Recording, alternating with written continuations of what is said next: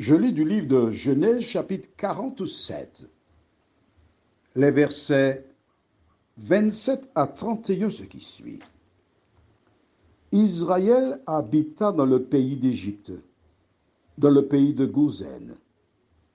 Ils eurent des possessions, ils furent féconds et multiplièrent beaucoup. Jacob vécut 17 ans dans le pays d'Égypte. Et les jours des années de la vie de Jacob furent de 147 ans. Lorsqu'Israël approcha du moment de sa mort, il appela son fils Joseph et lui dit, « Si j'ai trouvé grâce à tes yeux, mais, je te prie, ta main sous ma cuisse et use envers moi de bonté et de fidélité. Ne m'enterre pas en Égypte.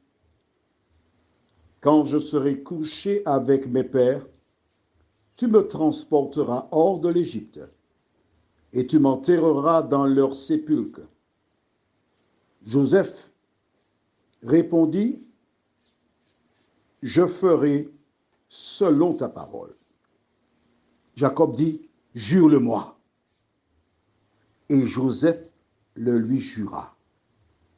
Puis Israël se prosterna sur le chevet de son lit. Prions. Notre Seigneur et notre Dieu, nous continuons de comprendre ce que nous lisons de la parole. Nous te remercions pour le Saint-Esprit qui seul nous aide à grandir, à comprendre la parole, d'aide nous aider à répondre positivement à ces appels et que nous puissions en tout temps et en toutes circonstances vivre pour toi, nous t'en prions, au nom de Jésus et pour ta gloire éternelle. Amen. Voilà Jacob qui approche de l'heure de la mort. La Bible est l'ouvrage que j'aime par excellence parce qu'elle nous permet de nous organiser sur cette terre. Elle nous indique la marche à suivre afin que nous soyons en mesure de réussir notre vie. Beaucoup de personnes qui se trouvent à l'hôpital ont peur de mourir.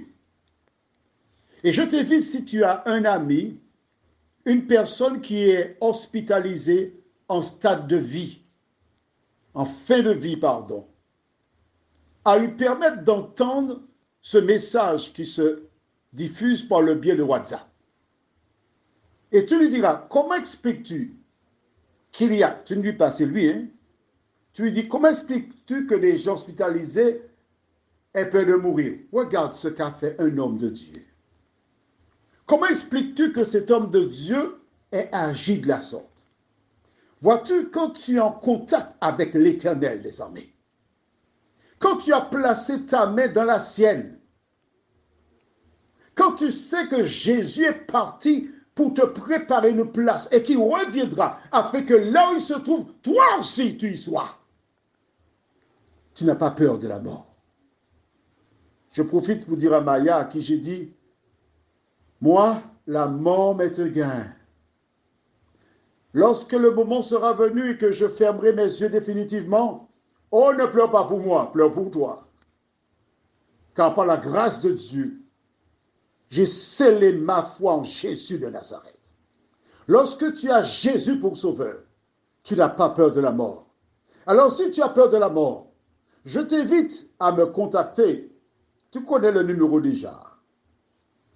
Ensemble, nous parlerons, nous échangerons et je te préparerai pour ce grand moment. Tu vois, Jacob n'avait pas peur. Il a donné les directives parce qu'il sait que la mort est proche. Qu'en est-il de toi? Es-tu prête à mourir? Es-tu prête à laisser ce monde? Prête ou prêt?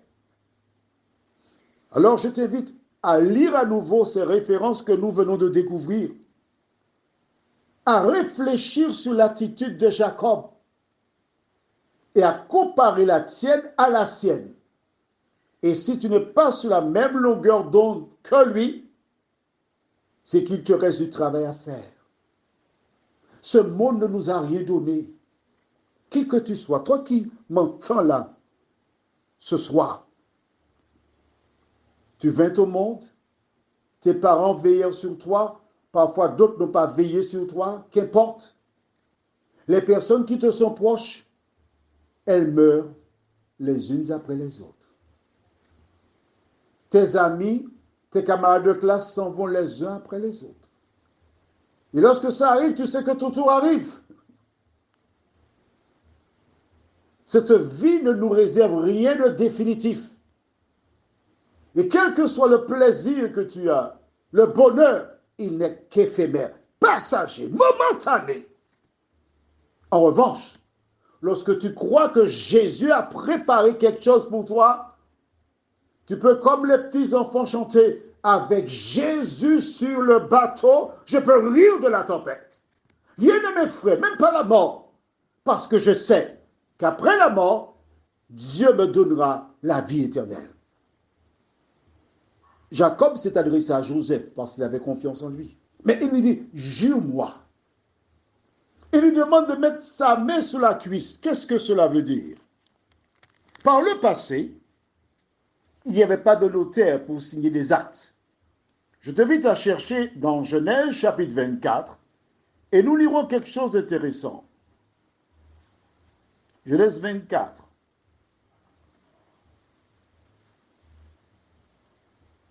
Tu as trouvé? Et nous lisons versets 1 et 2.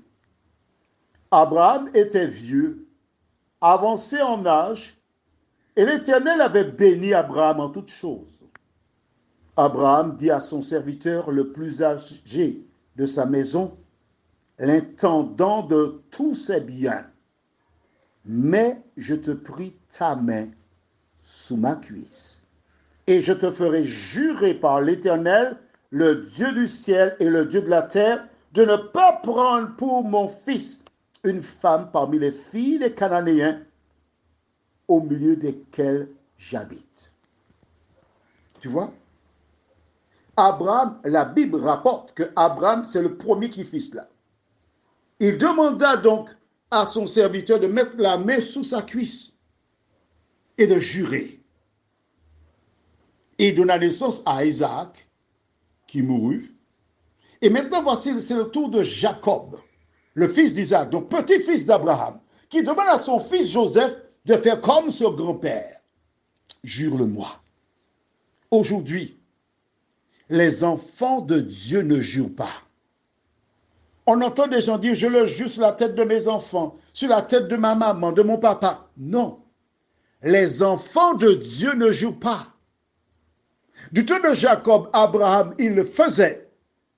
Mais du temps de Jésus, il déclare que ta parole soit oui, oui, non, non. Tout ce qu'on y ajoute vient du malin.